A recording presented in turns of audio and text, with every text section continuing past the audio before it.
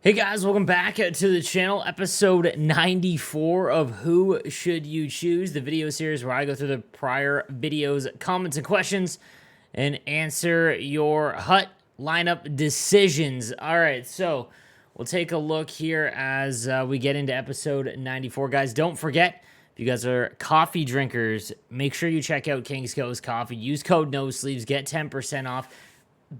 Most amazing coffee you'll ever have. I can guarantee you that. All right, boys, let's get into the video. We'll take a look here. And we got a couple of, my man Jordan Boo out. Good morning. What's up, my man? Jamie Eddie Sleeves. Should I put the team of the season Muller and team of the season Gunderson?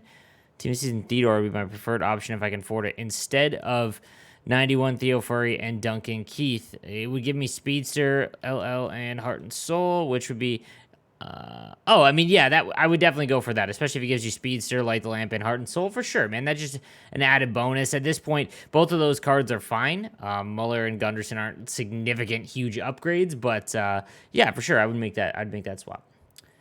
Michael says, "Yo, what's up, Sleep?" Jonathan Watts, thanks for your consistency, Sleeves. On a budget, who would your big boy team be? As I find my playstyle to do well when I slow things down, cycle, and dominate TOA. My favorite card of this year, and it isn't even close, was Mantha. So if you suggest players to round out the bottom of my lineup, who would you recommend? Thoughts are Lindros, 88 Barkov, Lindros, the 88 version, Barkov, not sure which one, Line A Wheeler. Line A for sure. He is almost the direct replica so far of Mantha this year. Also, take a look at Rantanen on the high end. Lindros, a little slow at this point. He was really good early on in the year. And same with Barkov, he's a little slow. But if you can get away with that, and obviously your playstyle kind of plays into that, Barkov would be a good one of the higher ones. But look at that Rantanen. Save up for that team of the season Rantanen, or just look for a primetime or team of the week one. Hey, Sleeves, have a stacked team with 94 McDavid. All important stats are 99 with Sins. Any reason to upgrade them all to the 96 or 97 seems pointless. 94 Crosby Master set seems pointless. Getting a 97 also the same reason. Absolutely, man. Like, you might as well upgrade the rest of your team first before going out and getting a card where once you have all the synergies, they're fine. Attributes do not go above 99 in huts like they do in MLB. So, yeah, there's no reason to hold off there. Sheesh. Hey, Sleeves, what should I do next with my team? I have one Icon 40k rates. So I'm not doing team build questions on here. But who should I choose between Kaprizov and Miller? I'm a Bulls fan, but I like Kaprizov. Should I take him? Just looking over your team, I would take Miller. I mean, if you ask me, Miller is the far better player. There's a lot of cards like Kaprizov. Miller is legit the best card in the game. I would go Miller. Brownie says, "Hey, Sleeves, I have over 5,000 gold players in my collection. My team is already elite. When NHL 22 comes out, will you get rewards to start your team from playing NHL 21? If so, what are those based on? Like things like coins, number of players left in collection from 21. I'm just wondering if I should quick sell my players or hold on to them just for the rewards in the next game. Also, a strategy question. I play people who sit behind their own net waiting for me to attack them one way, and they just skate from behind the net whichever way I own tech. Any strategy to stop them from behind the net?" Yeah, so if you've got someone that's doing that, switch to the 2-3-4 check and put it on high aggressiveness. That'll have your other CPU come out and pressure, and then you just sit on the opposite side. In terms of, yeah, there's usually a returning player bonus, but it's usually based on, like, coins. So, I mean, yeah, you might as well, but I try and sell them on the market, but I mean, 5,000, that would just take forever. Yo, what's going on, guys? All right, so we've got Matthew Beck. Who should I upgrade with GC's next? What order? 88 LaFleur to 93, 88 McDavid to 96, or 94 Couturier to 96 Couturier. So it's McDavid, not close. LaFleur, you don't even need to upgrade. I have Silver Mario and Max Besser on the right, and Team of the Season Matthews and Kaprizov on the left. 95 Zetterberg, Beliveau are my centers. I would do McDavid, and then I would do Couturier. Hey, Sleep, should I upgrade McCarr from 94 to 95 or upgrade Roenick from silver to gold? Roenick from silver to gold. Bang, says Rumpel. What's up, dude? Hey, Slaves, thanks for the consistency of your videos. No problem, I do. Thank you for coming back and watching them. My synergies that I've activated are all team synergies and all player synergies except Magician, which I'm 0-4. Doesn't really matter. My defense are all left D because I blade Bladder with left defenseman. Seen that before. It's a solid team, man. I mean, you might want to upgrade your left-handed defenseman, but yeah, like, this is a phenomenal team to go the rest of the game with. In terms of like left defenseman to look for, I mean, like look for a really high end one, like Hedman would be an option for sure. Niedermeyer as well, then the Gold Master icon. Sleeves by far the best NHL gaming channel. Thank you, SNC. My friend and I debate constantly about the NHL series. He thinks NHL 21 is the worst series. Well, I probably say it's one of the strongest. What's your opinion, and what has been your favorite NHL game for the Xbox One, PS4? I'm excited for next gen. Dude, this is highly talked about. Just from a game changer to someone who takes feedback in from the community, I don't remember a game that has had this... The majority of the complaints in NHL 21 are not gameplay based. Sure, there are things wrong with the gameplay. Absolutely. There's always going to be. Hockey is the most difficult sport to replicate in a video game in terms of realism. That being said, the gameplay has been in a spot where I think the bad things don't absolutely kill it. Whereas like in NHL 18, for example, it was the slowest, sluggish, most boring play style. It was disgusting. NHL 19 was all the half spins down the ice. You would just tap L2. And NHL 20, you couldn't use any player that was under 6'4". So those are substantial problems and flaws. Sure, NHL 21, I mean, like the backdoor cross grease, you can just force them through, and it seems like your defenseman does not want to make a move with his stick to intercept the puck. That's extremely frustrating, absolutely. But outside of that, man, like, I don't have a ton of problems with it. Like I said, I don't think it's perfect by any stretch of the imagination, but I agree with you. I think 21 was the best next-gen game, and I don't think it was really close, in my opinion. The one thing I will say is that HUT as a game mode is completely empty. There just isn't much to do, and that's a gigantic issue that I hope is fixed in 22, but in terms of gameplay, I actually enjoy it. And again, I might be in the minority because everyone just wants to complain about, always wants to complain about the game, and that's fine. Absolutely, I agree. But if you go back and play those games now, you'll understand what I'm saying. If you pull a master set, is it better sell it and buy other players? Depends on your team makeup, man. Like if you're pulling a team of the season, I'm keeping that. At this point, you pull a master set item, unless it's like a goaltender or something that you absolutely don't need, it's probably best to just keep it.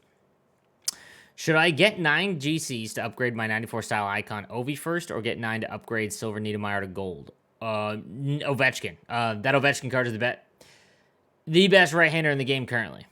What's up, Jack? Salutations, Sleeves. If you had the team of the season Draisaitl, would you sacrifice that tradable aspect to get both the team of the season and team of the year for Draisaitl, or hold on to him, possibly sell him for coins? My team would not be adversely affected if I sold him, but his team of the season has better center capabilities. He is currently being used as a winger.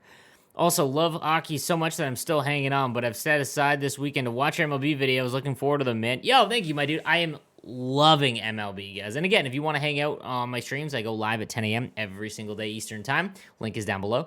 That being said, a Draisaitl is a card you're going to be able to use for the rest of the game. There will not be cards that are there will not be 4 cards that are better than him, and if they are, he'll be just as good. So go ahead and make that untradeable for sure, because then yeah, you can use him at center. And in my opinion, he's the best center in the game right now.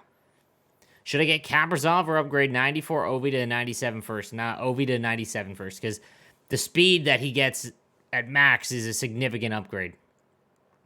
Hockey God, should I upgrade Paul Coffey to silver or Joe Nieuwendyk to silver? I'm free to play. That's going to depend on if you're going to go to gold. I would recommend going... I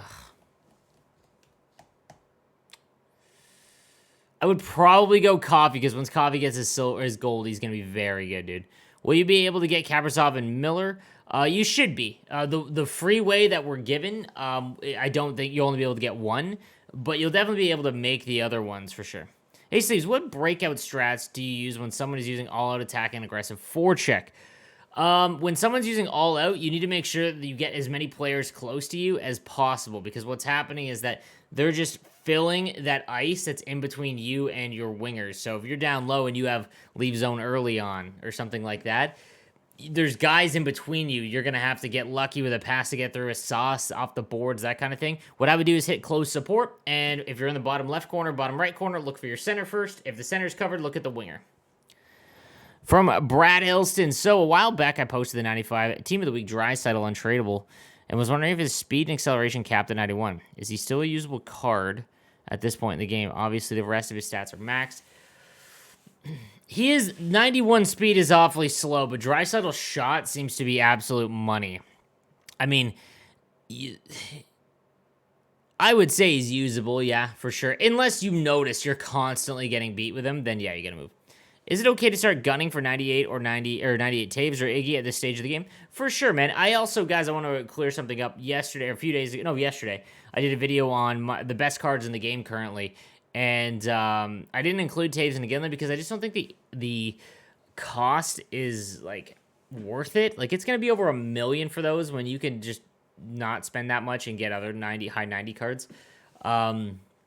But yeah, I mean, if you're still playing the game, you can still work towards it. It's something to grind. It's a nice flex. Like, I love having a Ginla because that shows that you went all out. So it sucks that the 98 of Ginla are not tradable. I mean, dude, like, yeah, I guess that's true. I'm so used to MLB now that, yeah, I guess that'd be cool.